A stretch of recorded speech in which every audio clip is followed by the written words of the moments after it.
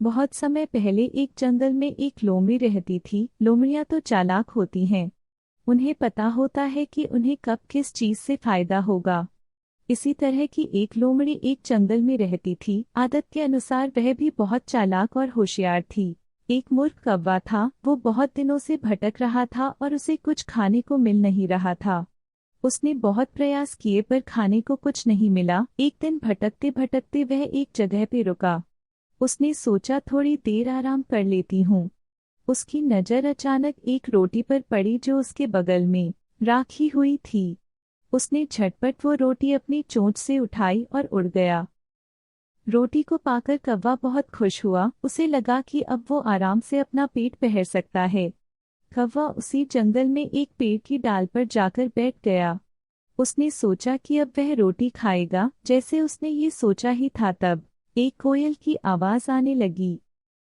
कहीं दूर पर कोई कोयल गाना गा रही थी। सभी को पता है कि कोयल कितना मीठा गाना गाती है। उसकी आवाज कितनी मीठी होती है और कानों को कितनी शांति देती है और भाती है। कौवा कोयल की आवाज सुनकर बहुत गुस्से में आ गया। कोयल की आवाज से कौवे को सख्त नफरत थी। उसे लगता था कि कोयल भी कौवे की तरह काली होती है तो लोग कोयल की आवाज को क्यों पसंद करते हैं, कौवे की आवाज को क्यों नहीं। कौवे की आवाज कितनी कर्कश होती है ये सब जानते हैं।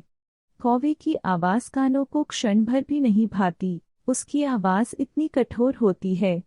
लेकिन फिर भी कौवे को ये समझ नहीं थी कि इसमें कोई कुछ नहीं कर सकता, ये भगवान की दी हुई चीज है। कौवे को पेड़ की डाली पर देख लोमड़ी उसके पास जाकर खड़ी हुई। उसे कुछ अंदाजा हो गया था कोयल की आवाज सुनकर। लोमड़ी ने कौवे से कहा, तुम क्यों गुस्सा करते हो और परेशान होते हो दोस्त, तुम्हारी आवाज भी कोयल से कम नहीं है। तुम तो कोयल से भी ज्यादा मीठा गाते हो। जंगल में सभी जानवरों का कहना है कि कौवे की आवाज के सामने तो कोयल की आवाज से बहुत ज्यादा मधुर और मीठी है।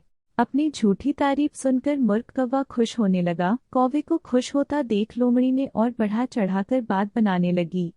उसे पता था कि कौवा खुश हो रहा है। उसका लालच तो कौवे की चोंच से वो रोटी लेने में थी। लोमड़ी ने कौवे से कहा कि आप कोई गाना गाकर सुना दीजिए, मैं आपकी आवाज सुनना चाहती हूँ। कौवे ने जैसे ही गाने के लिए अपनी चोंच खोली उसके चोंच से रोटी नीचे आ गिरी और लोमड़ी उस रोटी को तुरंत लेकर भाग गई। कौवे को अपनी मूर्खता और जलन की वजह से बहुत नुकसान हुआ। कभी किसी की बातों में नहीं आना चाहिए। जो किसी की बातों में आकर कुछ करता है उस हमेशा नुकसान का ही सामना करना पड़ता है।